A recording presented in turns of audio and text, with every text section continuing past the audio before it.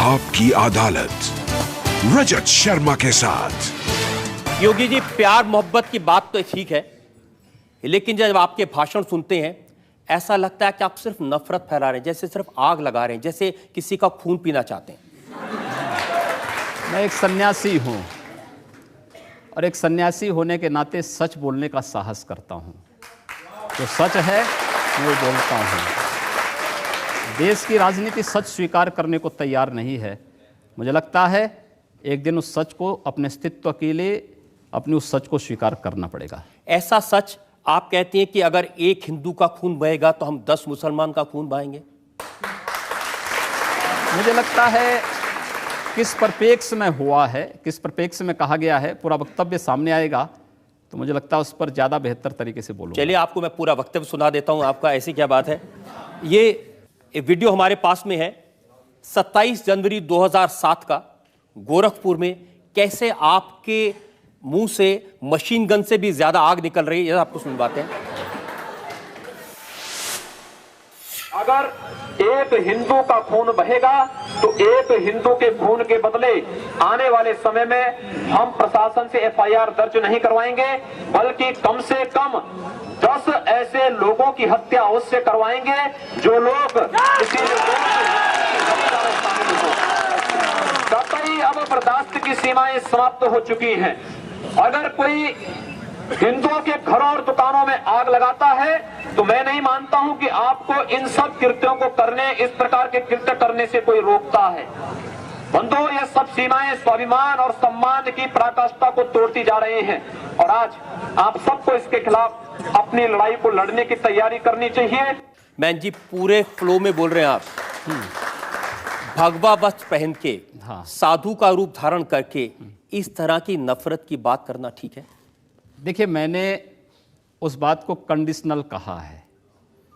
अगर कोई आपको मारेगा तो मुझे लगता है कि सामने कोई मानव होगा तो उस मानव को आप ये मान सकते हैं कि आपने एक थप्पड़ मारा, आप दूसरा थप्पड़ भी सहन कर सकते हैं। लेकिन अगर सामने दानव है तो अगर मारना एक हाथ से मारता है, दूसरा हाथ से उसका जवाब भी दीजिए। मैं एक सन्यासी हूँ। अगर हमें शास्त्र का प्रशिक्षण दिया गया तो शास्त्र के साथ साथ शस्त्र का भी। अगर हमारे हाथ में एक हाथ में माला है तो दूसरे हाथ में हम भाला लेकर के भी चलते हैं, जिससे समाज को शिष्ट भी किया जा सके और दुष्टों को उनके कृत्यों की सजा भी दी जा सके। एक सन्यासी का सही कर्तव्य होता है। योगी जी, आप भारत की पार्लियामेंट के सदस्य हैं, आप उस सर्वोच्च व्यवस्था में हैं जो कानून बनाती है। आप लोगों से कह रहे हैं कि हम एफआईआर दर्ज नहीं करवाएंगे, अगर एक मारेगा तो हम 10 मारेंगे। आप गब्बर सिंह हैं कि हमने प्रशासन से इस बात को कहा।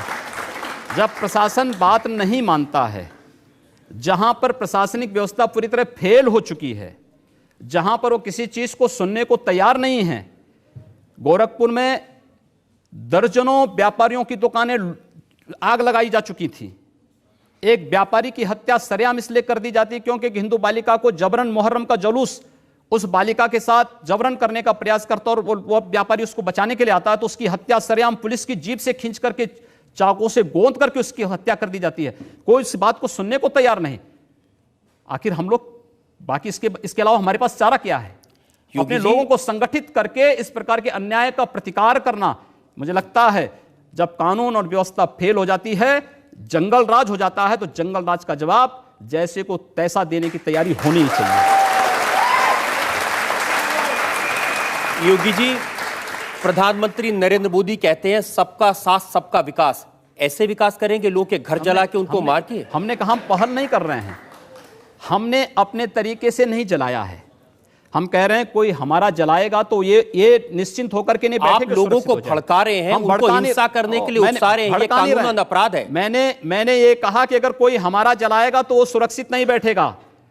हम फिर इस बात की प्रतीक्षा नहीं करेंगे कि प्रशासन आएगा, हमारी बात को सुनेगा और फिर वह अपने तरीके से फैसला लेगा। प्रशासन रोकें अन्याय। मैं फिर कहता हूं ना कि अन्याय किसी के साथ ना हो, लेकिन हम अन्याय सहेंगे भी नहीं।